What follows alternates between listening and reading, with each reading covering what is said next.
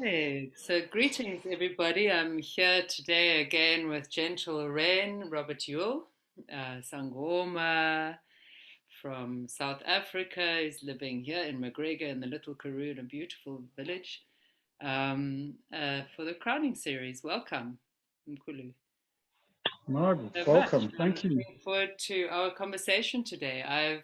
We've had a little pre-chat and you said to me that you are just coming out of Omnicron. So I'm interested in your observations and yeah, what are you getting? What are you getting from this experience? Yeah. So it was a very interesting experience. It's like a mini dark night of the soul. And I think, with a lot of um, the things that we're seeing now, if you look at these things psychically, um, I've noticed that a lot of people carry baggage, but particularly when they come down and get sick with these things. Mm. And so a lot of the um, awareness seems to be pushed into the back area. So it's all our past stuff, all the stuff that we've kind of turned our backs on, all of those little things, the niggly stuff. Am I good enough? Am I doing the right thing? Am I, you know, Is it enough of worth a it? healer? Is it worth it? It's a big What's the thing for point? me. Yeah. What's the point? Mm. Yes, see. And so um, yeah, I got nailed between the eyes with the what's the point? Why am I doing this? What do I need to do this for? There's no point. Um, and just feeling um, the absolute smallness of myself in this vast, mass, dense, huge universe. And, I'm little old me, and, there's bigger things than me, and and all of those things. And I allowed all of that stuff to overwhelm me, I guess, because yes, it's a beautiful, huge universe, and we're a tiny little cog in that story. But we're a cog that's really, really important. Um, you know, because without our particular story, um, there's a different tune that comes out. And so our tuning is important to the resonance of the universal song. Yeah, boom. We agree. So I had to keep reminding myself that I am where I'm supposed to be, and I'm doing what I need to do. And I just need to put one foot in front of the other and do my best and just bring peace to myself and everybody else around me. Um, you know, that didn't always work. I found that there were a lot of extreme emotions that came up with this whole thing, because the fear was being pushed. The fear response led to the anger and, the itchiness. And also it's 40 degrees out here at the moment. So that didn't help. When you kind of a bit dermacar with a bit of a fever and like things are not working, and it's hot and you haven't been able to sleep properly, you get a bit cranky. So all of those things, it was like a perfect storm for all of my defects of character to come out. But the beautiful thing was that I saw it all. I had the presence of mind to just sit every day, in meditation or in ceremony or whatever it was, and just reflect at that and look at it and go, okay, so I didn't do so well on the anger score. I didn't do so well on this. I didn't do well, next time, maybe maybe it'll be different. So I kept trying to do the next right thing. It doesn't always work because of things, but I really got it. I really got what people were saying to me when they came to me for a session or whatever. You know, there was all this anger and the broken nadis and the energy lines that were just out of kilter, and you know, people sitting up here rather than sitting here. Or I've seen people actually dragging themselves by their feet. So they were so beaten out of themselves. They were dragging their awareness behind them like a cart, you know. So I got what that felt like, you know. So I've got like a couple of things I want to reflect on from what you're saying, which is Yeah. speaking to, because my partner just also had Omnicron. And so, and it's interesting because we've noticed in our friends community, mostly it's only been the men who've been getting Omnicron. The like I slept next to him and was intimate and whatever, you know, throughout and didn't get it. You know, but he got it. The other guy got it. You know, like so it's interesting. It seems to be, and then some of the women who we know who got Omicron are women who are more connected with their kind of masculine than their feminine, which was interesting. But anyway, that's an aside. The something that came up for me when you were talking again about, you know, that baggage from the past, right? Because I also know through my work with the biofields that um, we receive through the back of our chakras, and Right. the front is the giving place. So all of that baggage, which is the past, right, is the past. It is behind us. It is the past. What it's doing is it's creating like a filter through which we are receiving. So what I keep getting and what the mountains have been telling me, and you know, like, is it's time to unplug from time. It's time to unplug from the past, to totally pull up our roots from the past and unplug from time and like stop the clock, you know, stop the drive of the clock that has been going round and round and round and round and round for thousands of years.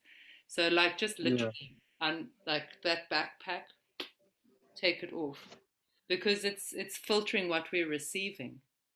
It's filtering everything. What's our past filters everything that we receive, like very physically in our metaphysical, in our biofield. It filters into our system what we receive. So that's a big thing, unplugging, hey? Yeah, and then he also had all of that, the depression, which he doesn't have depression generally. And this like, what's the point of anything? And so this opportunity to really like, okay, so what is the point? You know, what is the value of humanity? Like, what is it? And go deeper into that. It's quite a profound Omnicron. I didn't actually know that it's spelled OMM. I thought it was OMNI, and it stood for omnipotent, what's how do you say it? Omniscient. Omniscient, yes. Omniscient corona. that's what that's what that's what I've been calling it. It's like, yeah, and it does. It opens up the whole crown, doesn't it? And to get it through, then you have to take it through your heart, and that's where the baggage of the past and through the throat really can mess with what you're receiving. Hey. Well, I mean, if we start talking about receiving stuff and things coming from your crown down, you know, when things are being manifested through, Mm. it kind of makes sense that your baggage is getting pushed out your back, or you are receiving all of this baggage because it's like a filtering process, right? So you kind of you're talking ascension stuff here. Yeah, that's what we're talking.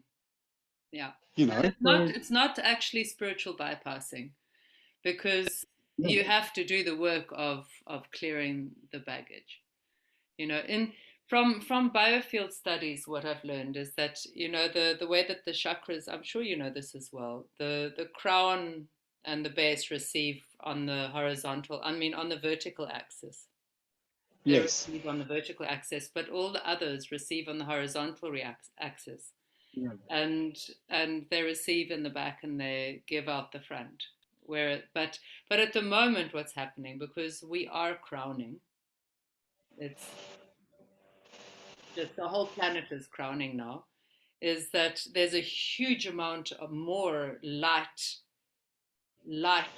um, information, light frequency information coming in through the crown than there was previously, which is why I find it helpful to root the crown into the higher heart at the back, so that it's yeah, open from a more grounded place, and the crown washes our throats to assist us with what we project with our voices, which are of course so powerful. But like, yeah, on the horizontal axis, which also I think speaks more to time, to kind of the clock time, the turning of the planet, daily life, the clock time. Um, Receiving from the back, and then that's where the past is, and that's where all the baggage is. So yeah, it makes so much sense that Omnicron is bringing this like anger and this frustration and this like, wow, what is this world? Like there's no point. I'm just wasting my time. Humanity's buggered. Like um, the whole system is just, there's no turning back, no coming home from this. But it makes sense to yeah. me. Yeah. It's really interesting, this whole shift that humanity's going through at the moment, and we've got this um, big thing that's happening, which is forcing us to deal with our own mortality, to deal with our place in the universe. Um, even if you're not spiritually connected, or you don't believe in that stuff, and you come from a pure scientific background, you still have to look at your stuff. It's like this thing has taken the bases away and said, right, we're all equal. It's gone back to we're that. We're all equal. We're in the same pond together. We're all sitting in the same soup. And this soup is saying, hey, check your stuff out. What's going on? Why are you guys angry? What's going on with your greed? What's going on with your baser instincts? How's your heart? How's your connection to people? In what way do you love things What and work are you people? doing? Yeah. So this is all kind of like all the really important aspects of all of these planes. Mm.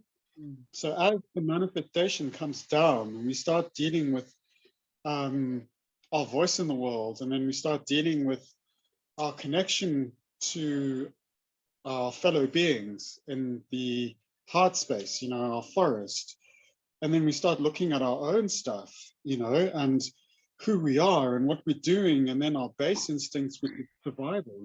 Am I going to survive this thing? Am I going to, is this it? And if this is it, then what's next? Is there next? So it's just like all of this amazing stuff that's happening to humanity. And so I get it that there's a lot of fear now, Mm. because a lot of that stuff is really scary, and a lot of people are not. Oh, hello. A lot of people are not ready for it. Yeah. Yeah. They're not. Yeah. They don't want to deal with this kind of stuff because it's big and scary. And sometimes it's overwhelming and too much. So it's easier to be angry, and it's easy to shield, and it's easier to get depressed and, and stay depressed. So succumb to all of those things that we are being taught through these light frequencies that are coming through. So believe what the voices in our psyche are telling us. Those negative bits that are saying, "Hey, you're useless and you're not good," and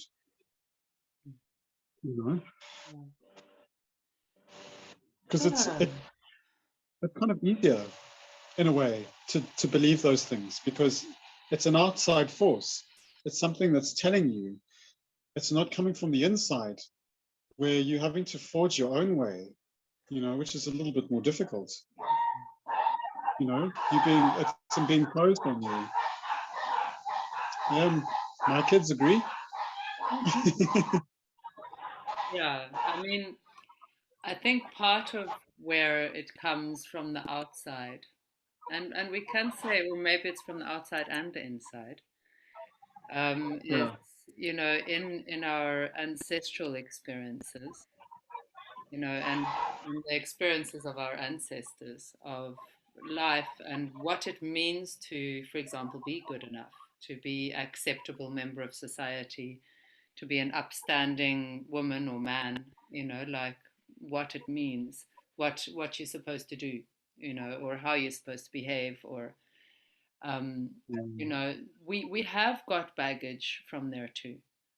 We inherit baggage from there too, and it's also not necessary to continue carrying it, and it does take work to transmute the DNA. Um, I'm interested in how you, in this last few weeks that you've been together with Omnicron, um, how have you done transmutation? What have you done to turn that poison into nectar? The stuff that's coming from the outside, because always the stuff that comes from the outside also meets with what's inside us, from our yes, childhoods, from our what we've inherited, from also the other experiences of our soul, which we often remember and don't realize. You know, how did what did you work with? Have you got some techniques or technologies to do that transmutation process? well, I tried a lot of stuff, and the so I did a little bit of alchemies with medicine. So I mixed some medicines up. I did pipe ceremonies. I did all sorts of things to try and just connect with what's going on, and just to find a sense of peace, I guess, within myself and with everybody else. And I realized that I needed to let all of that stuff go. Um, so that was inherently almost like a selfish response. And I needed to just let go and just see that there are things bigger than me, and that's okay. So I found that what worked the best was just bringing healing compassion to other people and to people around me, and just feeling what I was feeling, and then just looking around and experiencing what other people feel as well, and bringing peace and blessings to those people who were feeling what I was feeling.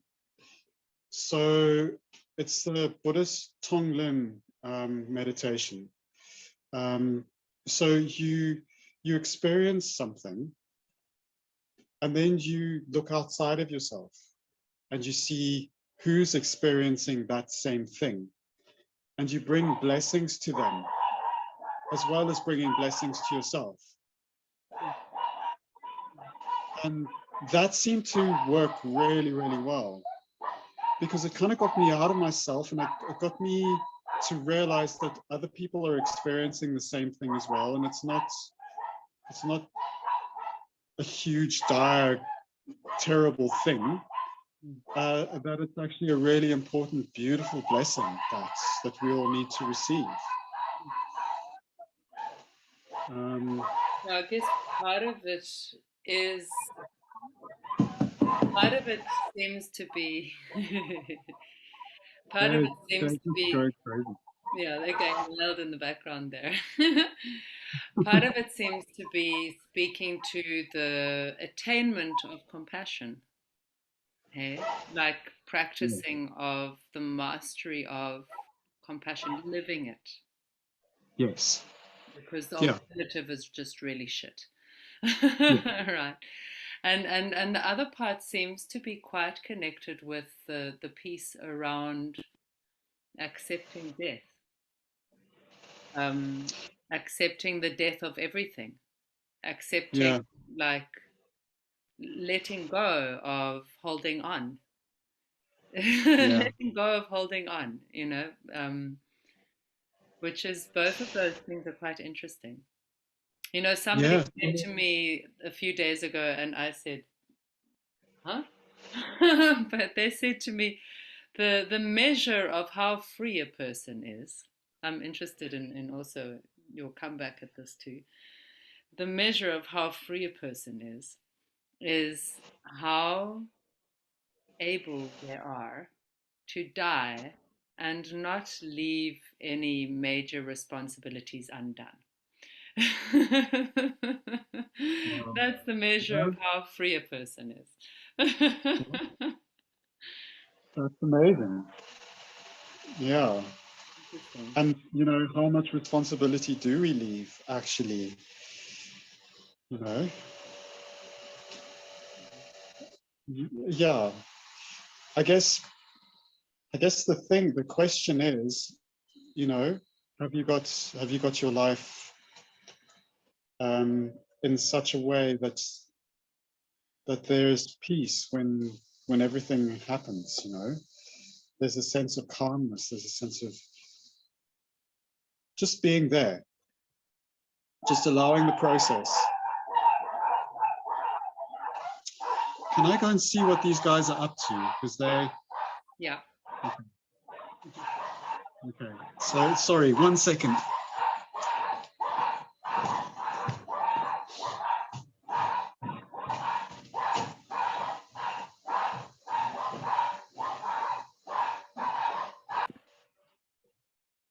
Right. Is everything all right outside?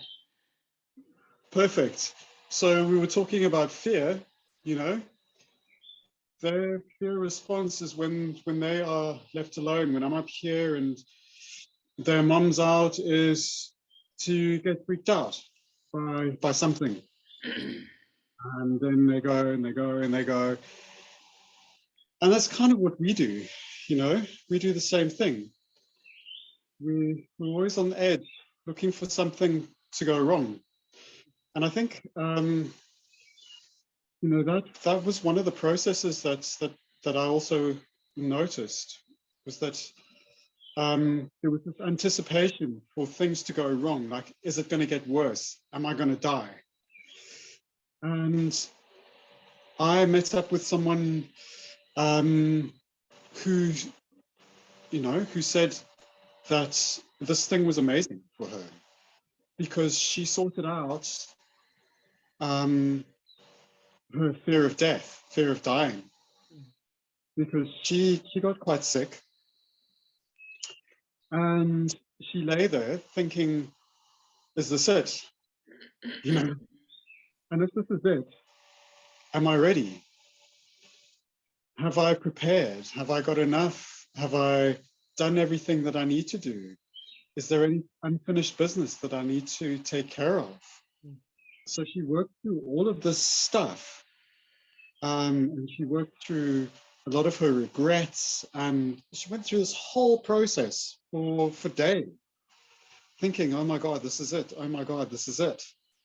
And at the end of it, came out and she said, to us, like, oh my God, if I could do that again, it would be amazing because I sorted so much stuff out. And she was like 150 times lighter than she had ever been before. You could visibly see her glowing because there wasn't that fear anymore. There wasn't this niggling, oh my God, you know? And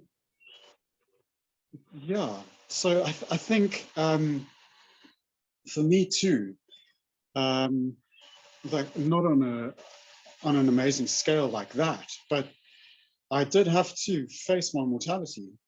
Um, think I started thinking, okay, well, I'm coming down with symptoms. Is this it? Um, and have I got my stuff in order? You know, is my feather going to be heavy or light? The guilt is the conscience that needs to be appeased here.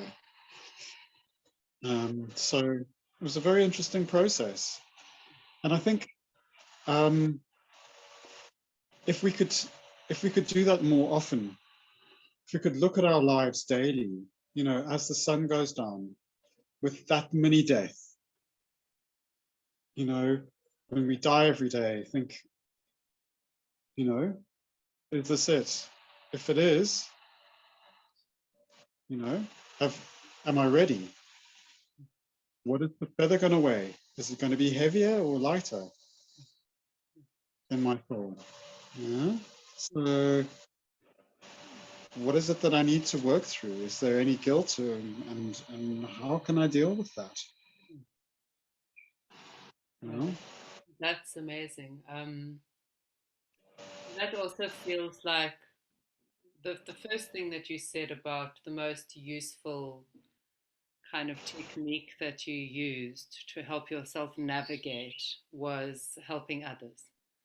So, really opening up your heart of compassion and giving. Yeah. And then now, what you've just said says to me, okay, it sounds like also a very useful thing to do would be to, even though we kind of know that Omnicron isn't a killer, we know that. It's interesting to me how much fear is going around, even though it's not. But to use the opportunity to, rather than looking outward at the world only, to do what that woman did, and look in at our own worlds and see, okay, as you say, like, how's the feather weighing, like to use the opportunity, because from what I witnessed when it was in the house with me, is that the weight of the black cloud, like the anger, the despair, the hopelessness, it's massive.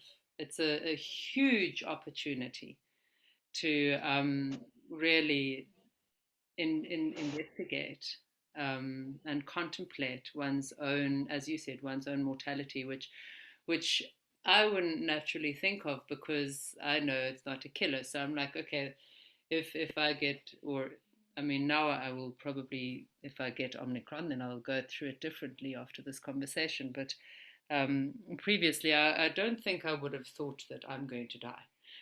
So I might just focus all of my awareness outwards at the greater picture and the politics of the world, and all that stuff, which is essentially other people's stuff. Like, I can do my bit, but I can't necessarily change. I don't know. I can't necessarily change everything.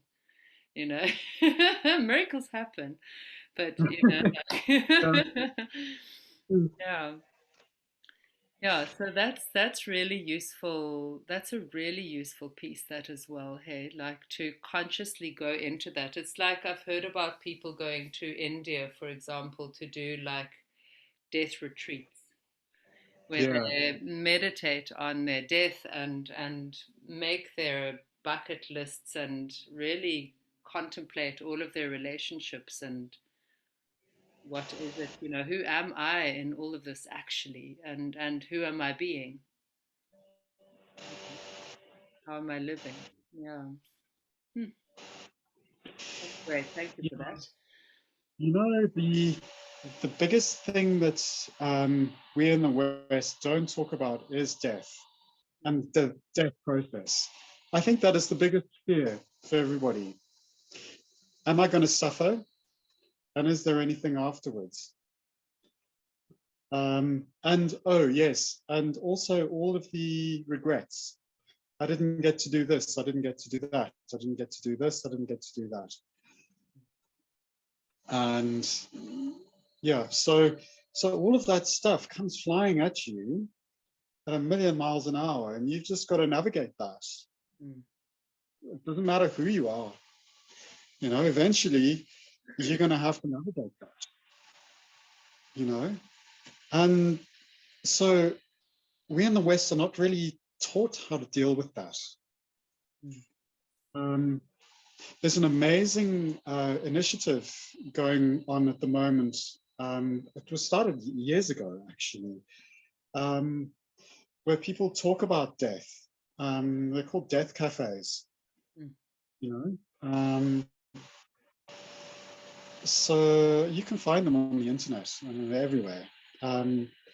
So people are now taking other lineages and wisdoms from other places and applying it to their lives and using those tools to try and help them navigate this scary stuff, and it just starts from talking about it, talking about death. There's always been a stigma around it. And it's one of the most natural, beautiful processes. Yeah. Sometimes it's not beautiful. Sometimes it's really ugly. But it's still a natural process. However it happens, there's a very biological thing that happens, and then there's a very spiritual thing that happens as a result. There's a lot of fear around it, and there's a lot of shrouding and a lot of talking about the big D and the big C, and oh my God, we don't talk about that, and when actually we should be normalizing that kind of stuff, Yes, really. yeah. What's the big C? Oh, cancer. Oh, cancer. Yes. And that was code for, okay, we don't want to talk about that. That's something that we don't talk about. Giving it a capital letter, we don't talk about it. Trying to kind of tame it, normalize it, but sanitize it and keep it away. Yeah. Just the kids might hear, kind of thing. When actually, we need to talk about these kinds of things. We need to open up and share, like, what are your insecurities about dying? What is it that you would regret? What would you miss? What are your fears about the afterlife? Do you think that there is an afterlife or not? And if there is, what is your idea of it? Because those things are important. It helps with your sense of self and your sense of your place in the world. And if we talk about the thing that's the biggest fear, then the other smaller fears then have a voice too. It's like an end cap of a tube where there's a blockage and then there's a backup of other things that need to be spoken about, but we don't want to speak about those things because there's an end cap. We don't talk about those things in polite society or whatever. take the end cap off, empty it out, have a look, throw it all over the table, piece through it, go through it, look at it, say, wow, that's interesting. I didn't know it was shaped like that. You know,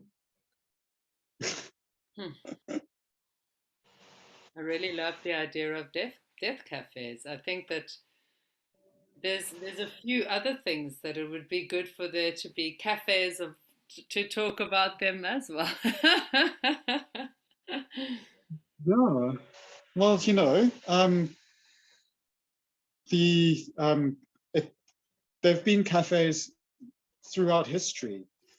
Um, French politics was all run in cafe, Yeah. where philosophers debated the divinity of the king. So there's always been these underground cafes where they talk politics and they talk um, philosophy of the politics, actually. So it's always been taken over by a political thought. Mm. There haven't really been um, spiritual cafes, where we talk about like these crises that we are dealing with. Mm. These questions that we're speaking through now. These conversations are really important for society. It helps us grow, I think. Yeah. Yeah. Boom. Yeah. Yeah. Okay. So now I've got another question. Um, it might seem a little edge, but I'm curious to know what you may, or if you have, I'm curious to know what you have received from your team, ne? From your team, from your inquiry, not just inside the Corona experience yourself, but inside the greater Corona experience that's been going on now for a couple of years, right? What have you received as far as the what and the why of this experience that we're having as a global being? And I can say as a global being, including all that is here, all of us here. Yeah. And then fine tuning slightly into the human involvement in it, meaning speaking to the, there are indicators that potentially the virus was partially human inspired or created. Be it yes or no is beside the point, but there's that, okay? And then there's, of course, the vaccine, which is humanity playing a role in something that, for me, is all part of the natural process that we're going through. But I'm interested in if you've got any kind of specific what, why that's come through to you over this last 2 years, and maybe it's refined and refined again, and Mm. maybe not. Maybe your team hasn't so much spoken to you about that stuff. But I'm curious, and I keep asking my body, and if I must ask you this, and my body says yes, so no. There it is. So, um, so initially, I was very curious, and I kept asking, what is this? What is going on? Why are we experiencing this?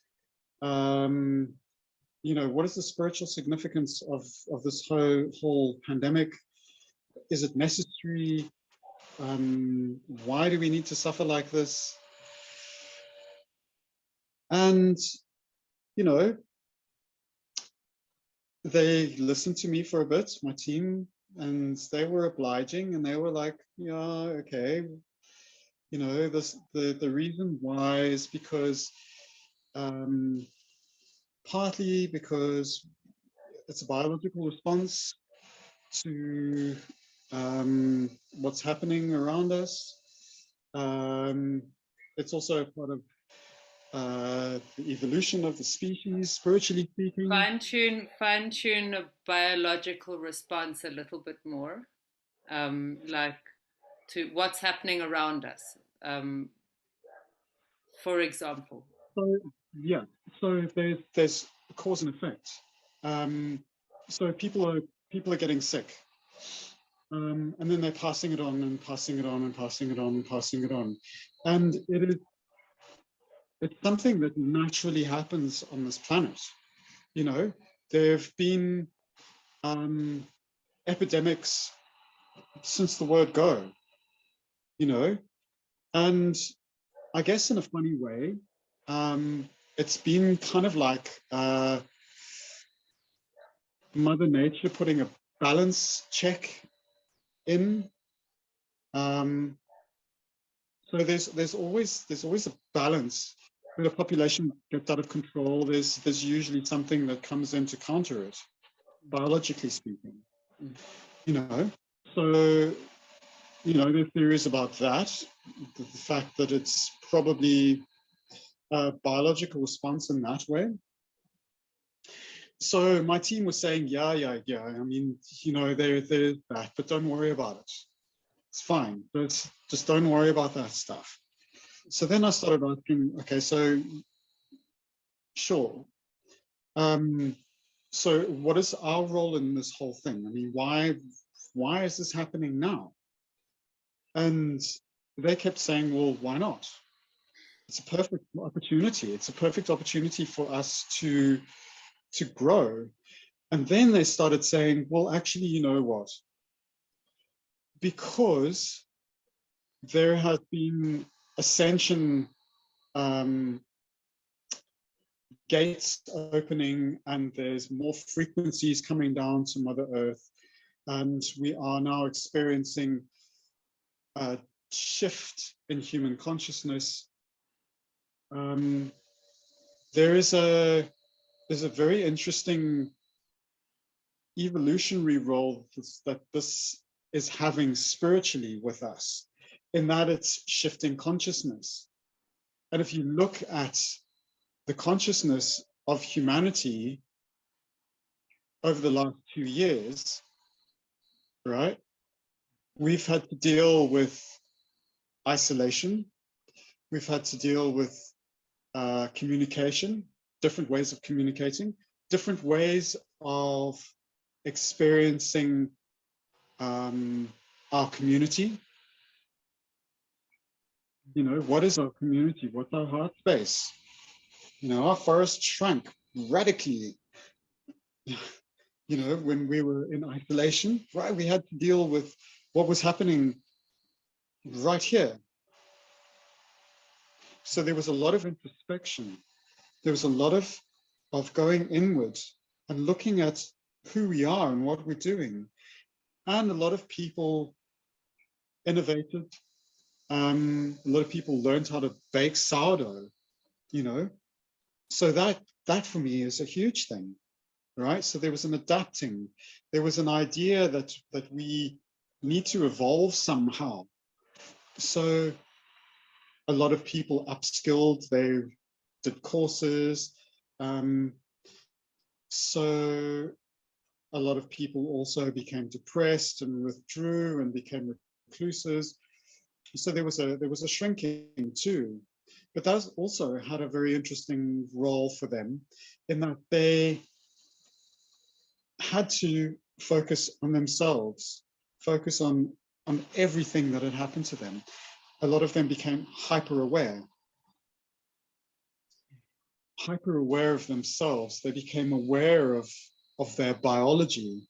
So the biological response, you know, what's happening, my heart rate, headaches, cold, flu, oh my God, this is happening, we need to wash our hands.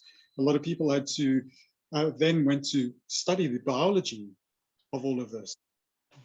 But the biggest thing that's happened, I think, is the evolution of the fear process. So what was going to be a process where people transcended the fear became a place where people were trapped and panicked in it. Kind of like getting stuck underwater in a plastic bag and can't get out, you know? So one of two things have got to happen then. Either you break free, you do everything that you can to break free however you can, or you succumb to that and you drown. And so a lot of people ended up creating all of these weird and wonderful theories and started the whole craze of like all the conspiracy theories that started coming out. You know, it was the height of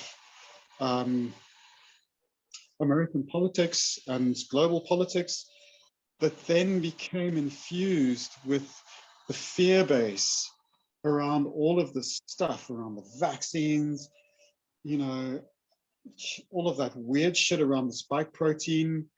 You know, there was a lot of weird stuff about, you know, how to deal with this thing, all of these pseudo cures and people researching themselves to a standstill, and then being completely flooded with this abundant amount of information. Too much, you know? So kind of where they're torn out of the bag and started crawling out of it, it kind of became disorientated and put themselves back in the bag somehow. And then panicked in that bag again, because it's like, you know, there's too much stuff. You know, who knows what to believe anymore? Do you know? So there's been this shift in the confusion of the species. There's been a shift in the way we relate to ourselves, and there's been an increase in suspicion and blaming and persecuting and all of this stuff that we've been dealing with on an emotional level personally has now become dominant in the public space. So we've all started dealing with other people's stuff, you know, so the political view is other people's stuff, like you said earlier, you know. So we've had to really navigate quite carefully. So my team have just been saying to me, just be careful. Just be careful about what you hear, what you see, you know. What you Not expose everything. yourself to, in a sense. Yeah, not everything. Them like those guidelines that we've been given about social distancing. It's like, take care, social distance yourself, take care about what you expose yourself to through the media. Yeah, yeah, exactly. Because, you know, everybody has an opinion. And, you know, it's difficult to navigate through this stuff, you know. Yeah. And maintain your own integrity. And maintain your own exactly, you know. Yeah. It's a very tricky, fine line. So my team have just been saying to me, look, focus on what's going on for you. Focus on just being the peace and holding space for the sacredness of all life. And don't worry and get caught up in all the science and the pseudoscience and all of that and the conspiracy around it. It's irrelevant. Yeah. Irrelevant who created what and did what with who and where and why, Yeah. actually. Yeah. The fact is, it's happening right now. The fact is that we have to navigate through it, however that is, you know. So the only way that we're going to be able to do that is with a sense of peace and calm. Because when you're peaceful and calm and collected, you're able to discern actually what feels true for you. You know, what does your heart say about stuff? Yeah. Go with what your heart says, not necessarily what your head or your gut say either, you know, Yeah. because those things can lie to you too.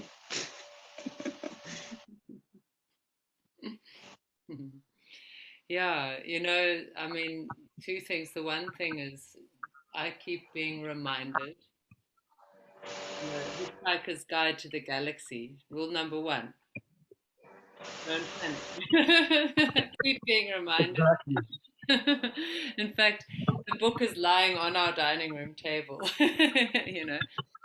And the other thing that's interesting that my team said to me a little while ago, or showed me, I was given this experience.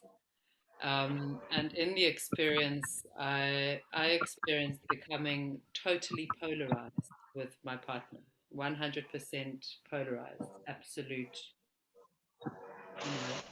And what I experienced through that was the possibility of, and for the first time, real 100% union, you know. So like, and I think maybe that's also what's going on now is we are polarizing fully.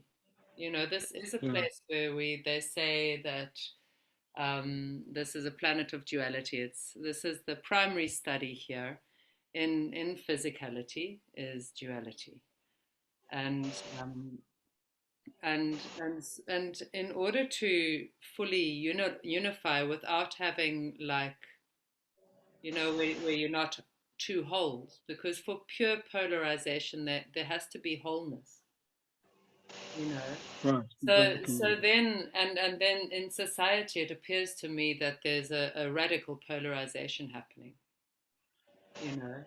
Um, so it's like I guess we've got the opportunity to choose how to be whole, you know, to realize that we are becoming whole as Yeah, individuals. And I mean I think we've always been on a mission to do that, like, you know.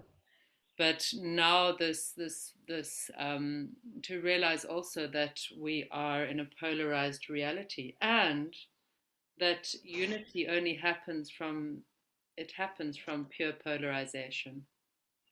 When you've got pure polarization and those two parts, it's like the opposite ends, like a positive end of a magnet and a negative end of a magnet, they come together, they unify, yeah, you know. yeah, yeah, So so it's an interesting thing.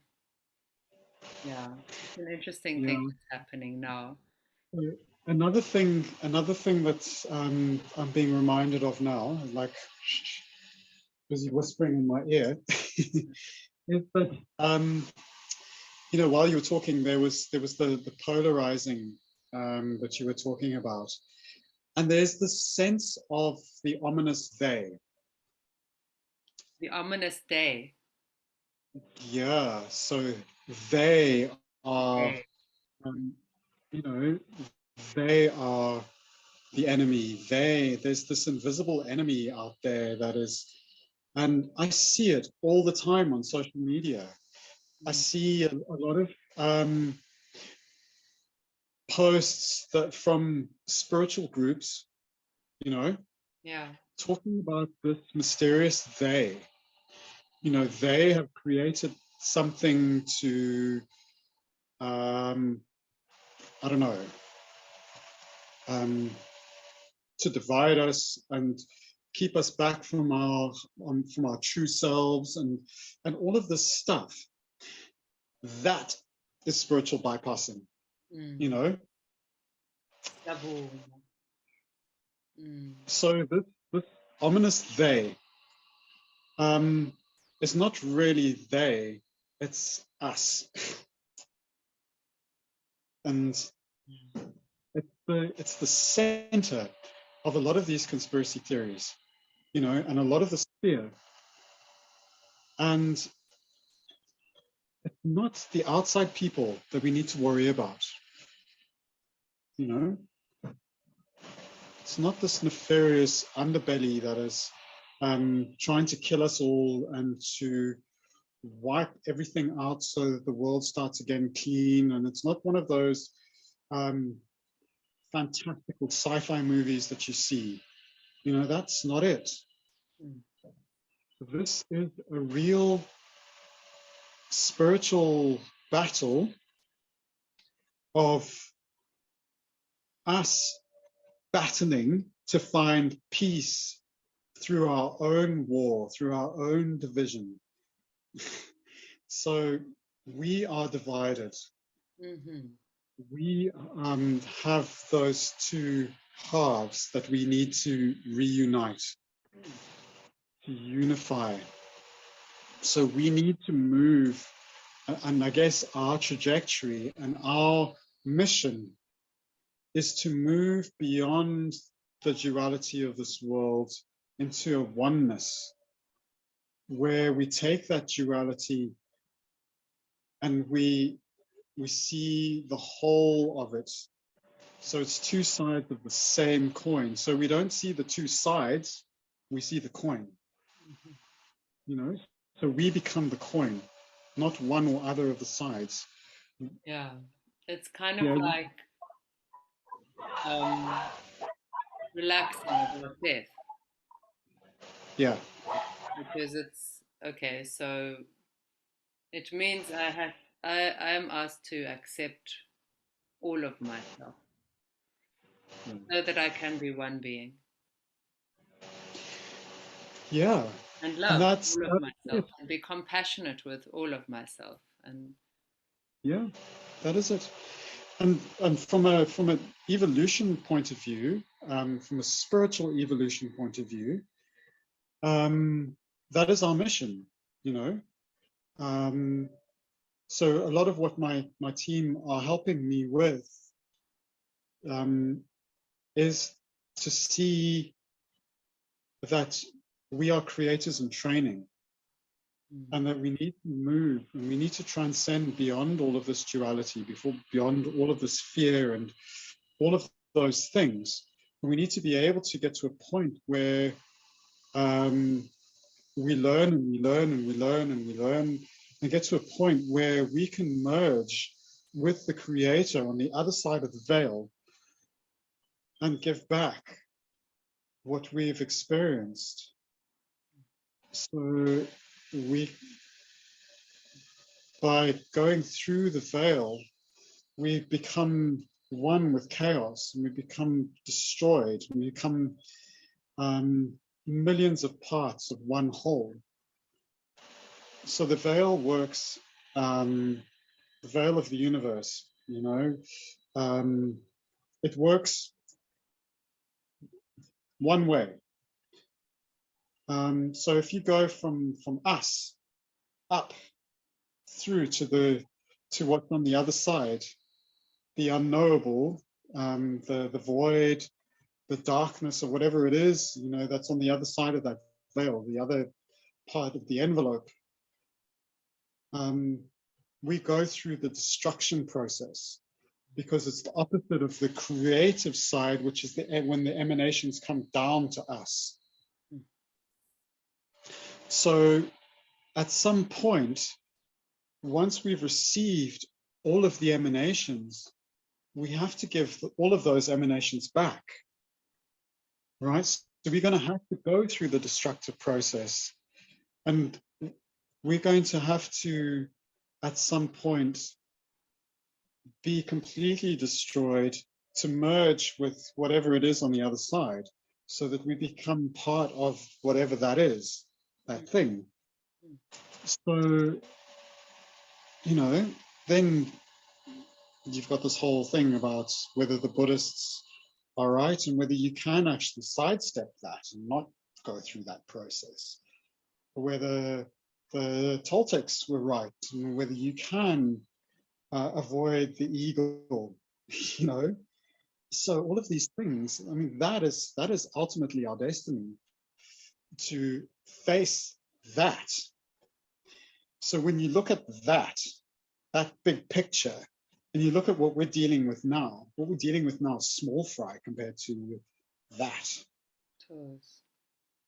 You know, so my team keeps saying to me, don't worry about it.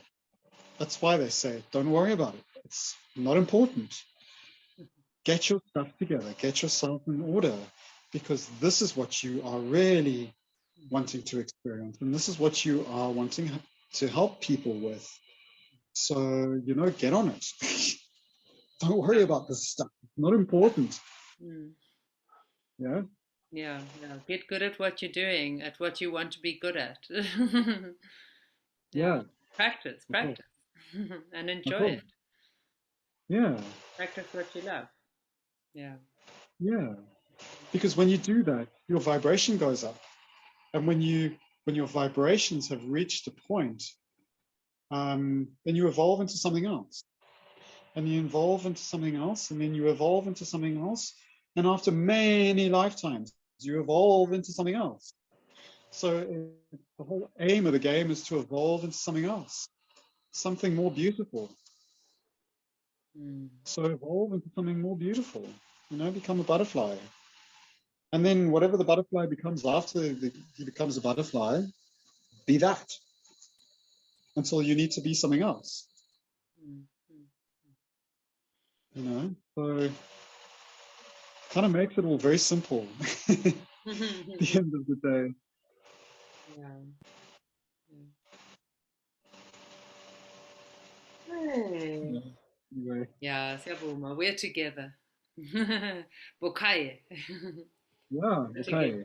Yeah. Yeah. Okay, Mvula.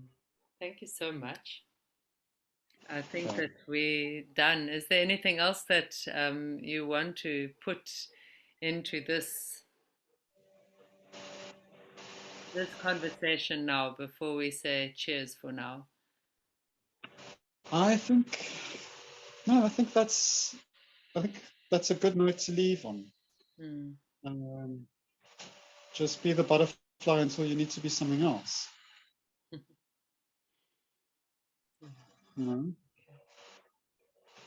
and just be peace. Be the compassion. Be the compassionate peace. Because that's how we change the world, man. Yeah, for Absolutely. ourselves first, and then it's easier to be for everyone else. Compassionate. Exactly. Yeah, exactly. That is the lesson, I think. That's it. You've got it. Exactly that. That's the lesson that we're all being taught here. Yeah, yeah. Like fierce compassion, fierce gentleness.